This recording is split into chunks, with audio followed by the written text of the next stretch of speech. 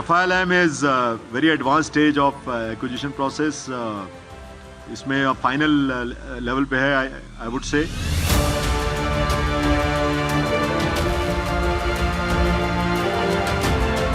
दोस्तों आज के करीब 2 महीने पहले जब कनाडा, इंडिया, इनकी सारी जो न्यूज़ थी वो मोरलेस इस बात पे कन्फाइंड थी कि जी कनाडा ने एलिगेशन लगाए हैं इंडिया पे कि हरदीप सिंह निज्जर का जो किलिंग हुई है उसमें इंडिया के जो डिप्लोमेट्स हैं उनका बड़ा इंपॉर्टेंट रोल रहा।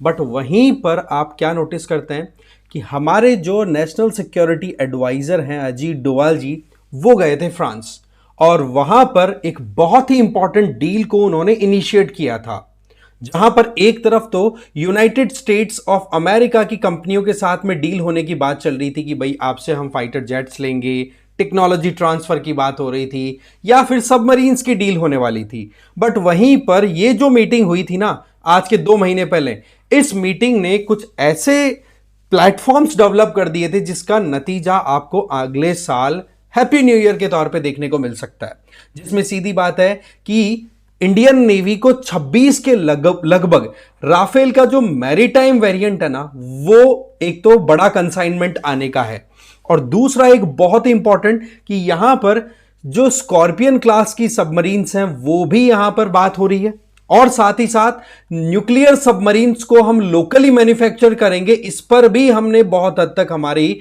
जो पकड़ है या हमारा स्टेटमेंट एकदम क्लियर कर लिया है। तो ऐसे में जो हमारे 2 प्यारे दुश्मन चाइना और पाकिस्तान, इनकी नींद उड़े, इसमें कोई दो राय नहीं है।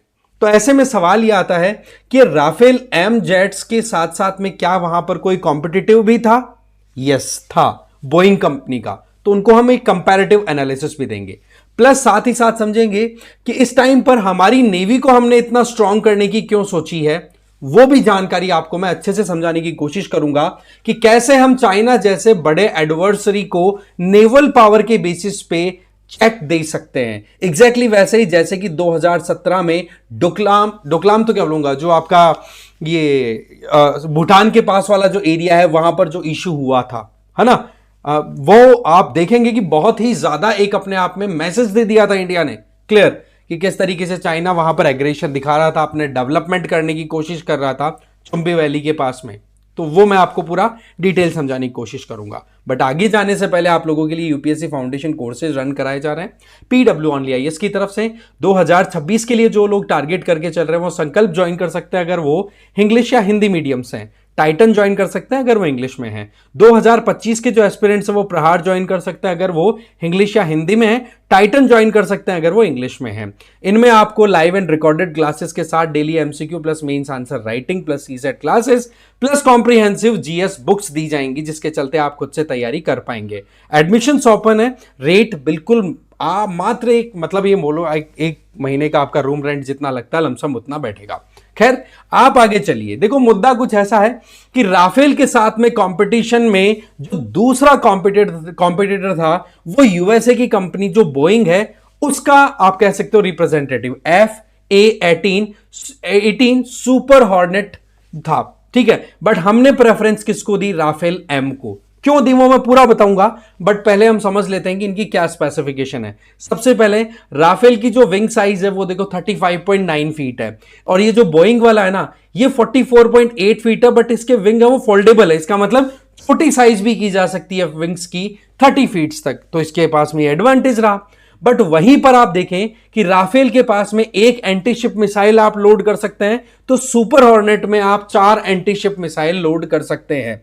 समझ गए? तो कहने का मतलब इसके पास में शिप एंटीशिप मिसाइल को ले जाने की क्षमता भी ज्यादा है। फिर आ जाइए, क्षमता ज्यादा है तो ज्यादा लोड ले जाने की क्षमता भी होनी चाहिए, बट यहां पर आपको ज्यादा कुछ खास डेवलप नहीं दिखेगा। 29,900 किलोग्राम तक का ओवरऑल वजन, जो भी आपका खुद का वजन हो गया, साथ ही साथ में जो भी आप आर्मरी देना चाहते हो, मिसाइल्स लगाना चाहते हो, उनका वजन, तो 30,000 किलोग्राम के लगभग वजन ही उठा के उठ सकता है।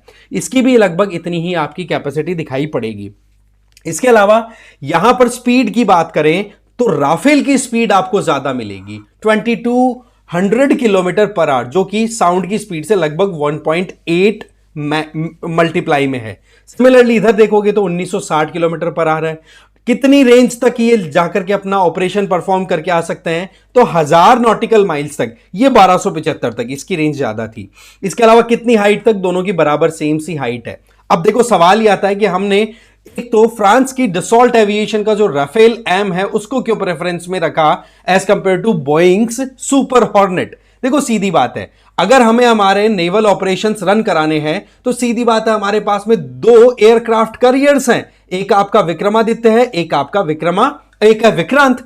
तो ऐसे में विक्रमादित्य पे तो देखो ऑलरेडी जो मिग 19 है ना वो डिप्लॉयड है, मिग 29 है वो डिप्लॉयड है, बट विक्रांत है उसके ऊपर ये डिप्लॉयमेंट होगा राफेल एम का, ये आपको ध्यान रखना है। और आपको पता है कि जब एयरक्राफ्ट कैरियर के ऊपर इसकी अगर डिप्लॉयमेंट होगी तो वो तो कहीं पे भी ले जाकर के लॉन्चिंग की जा सकती है। इसका मतलब चाइना को अच्छे से टैकल करना पॉसिबल हो सकता है। साथ ही साथ हमारे पड़ोस में वेस्ट की तरफ पाकिस्तान है, उसको भी टैकल करना इससे आसानी से पॉसिबल हो सकेगा। और सबसे इंपॉर्टेंट आपको यह देखना होगा ट्रेजेक्टरी रिपोर्ट कि कैसे फ्रांस हमारे साथ में बुरी परिस्थितियों में खड़ा रहता है। यूएसए बड़ा एहसान या फिर कहें कि हमेशा मौका देखने वाला देश है, तो ऐसे में हमें रिलाई करने का जब मौका आए तो हम उसी पे रिलाई करना पसंद करेंगे जो इस पे हमें कॉन्फिडेंस हो। तो देखो डिफेंस एक्विजिशन काउंसिल जिसको हमारे डिफेंस मिनिस्टर है उनके द्वारा लीड किया जाता है, देखो उन्होंने तो इनको यस कह दिया है कि हाँ भाई बिल्कुल हम राफेल भी लेंगे, और आप देखते हो कि वहां से हम स्कॉर्पियन क्लास की सबमरीन जो सबमरीन्स है 3 वो भी हम कहीं ना कहीं एक्वायर करके हमारी नेवी को देने वाले हैं। और इस चीज को फाइनली अप्रूव भी कर दिया है हमारी नेवी के जो चीफ एडमिरल हैं, नाम है इनका दिनेश के त्रिपाठी। तो इन्होंने कह दिया बोले गवर्नमेंट टू गवर्नमेंट डील है, ज्यादा टाइम नहीं लगेगा। बट यहां पर हमें यह ध्यान रखना होगा कि जिस तरीके से इंडियन ओशन में people liberation army navy, that means Chinese navy और पाकिस्तानी नेवी जो प्लान कर रही है ना, तो हम हाथ पर हाथ धरे हुए नहीं बैठ सकते। तो ऐसे में हमें खुद की भी कैपेबिलिटीज को डेवलप करना होगा। तो ऐसे में जो एक्वायर हम कर रहे हैं ना, उसके अलावा भी हमारे कुछ और एस्पेक्ट्स को यहां पर क्लियर किया है एडमिरल साहब ने। एक तो इन्होंने ये बताया कि हम खुद 2 एसएसएन सबमरीन्स, एसएसएन सबमरीन कौन सी होती है? न्यूक्लियर पावर्ड सबमरीन्स और मैन्युफैक्चर करेंगे, जिनकी कमीशनिंग 2036-37 में तो पहली की होगी और 2038-39 में दूसरी की हो जाएगी। और एग्जिस्टिंग न्यूक्लियर पावर्ड सबमरीन्स की बात करें तो आपके पास में 2 ऑलरेडी है, अरिहंत और अरीघाट। तो ऐसे में टोटल 4 हो जाएंगी और 2 फिर और ऐड कर दी जाएगी, तो टोटल 6 न्यूक्लियर पावर सबमरीन्स का होना अपने आप में बहुत लंबी अप्रोच आपकी डेवलप हो जाएगी। वहीं दूसरी तरफ हम हमारी जो शिप मैन्युफैक्चरिंग है उसको भी एस्केलेट कर रहे हैं, बढ़ा रहे हैं, मतलब एक तरीके से एक्सेलरेट कर रहे हैं। इससे फायदा क्या होगा कि हर एक साल ज्यादा भी नहीं तो एक शिप हम हमारी नेवी को दे सकेंगे। पर यहां पर आपको एक चीज समझनी होगी कि चाइना में जो अथॉरिटेरियन सिस्टम है ना, तो वो लोग जो डिसीजन लेते हैं वो उसको एग्जीक्यूट करने में टाइम कम लगता है। बट हमारे यहां पर राफेल की अगर डील हो गई एम की फाइनल, तो आपको सबसे बड़ा चैलेंज देखना पड़ेगा कि ऑपोजिशन पार्टीज कितना रोड पर उतर के कहती हैं कि इसमें तो गफला हुआ है, क्योंकि डेमोक्रेसी है, ये पार्ट ऑफ सिस्टम है, इसमें हम कुछ कह नहीं सकते।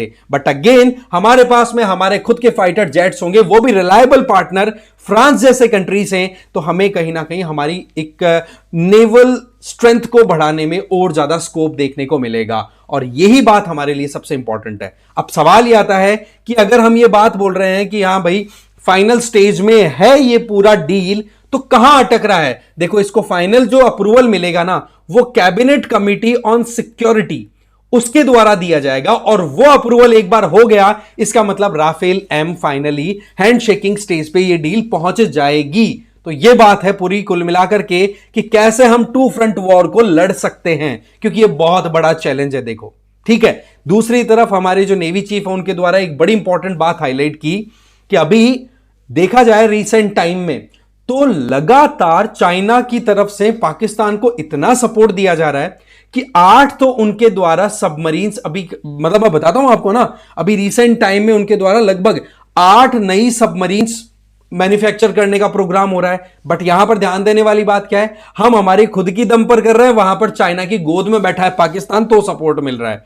प्लस एक चीज बताई है कि 50 के लगभग नेवल शिप्स हैं वो अब पाकिस्तानी नेवी के अंदर ऐड होने वाले हैं। तो ये मान के चलिए कि हमारी वेस्ट कोस्ट के ऊपर जो भी डेवलपमेंट्स अभी हो रहे हैं वो अगेन हमारे अगेंस्ट में या अपनी पोजीशन को स्ट्रांग बनाने के लिए चाइना ही कर रहा है। बट मैं आपको बता दूं कि जब इधर भूटान वाले एरिया में जब इशू आया था, ठीक है, डोकलाम वाला, डोकलाम ही था वो, मैं गलवान के चक्कर में कंफ्यूज हो गया। यस, डोकलाम इशू जब हुआ था तो इंडिया ने यहां पर अपनी नेवी डिप्लॉय कर दी थी। यहां पर हमारे अंडमान एंड निकोबार हैं, तो ऐसे में हमारी नेवी जितनी स्ट्रांग होगी ना, उतना ही मान के चलो कि चाइना का ये जो ट्रेड वाला मैकेनिज्म इधर मलक्का स्ट्रेट से ऑपरेट होता है, उस नब्ज को हम इजीली दबा पाएंगे। तो ऐसे में नेवी को हम बिल्कुल स्ट्रांग बना करके रखें, ये हमारे लिए बहुत इंपॉर्टेंट है। साथ ही साथ साउथ चाइना सी को लेकर के, जैसे चाइना ने फिलीपींस, वियतनाम जैसे कंट्रीज के साथ दो दो हाथ कर रखे हैं, इन कंट्रीज के साथ हमारी रिलेशनशिप स्ट्रांग हो रही है।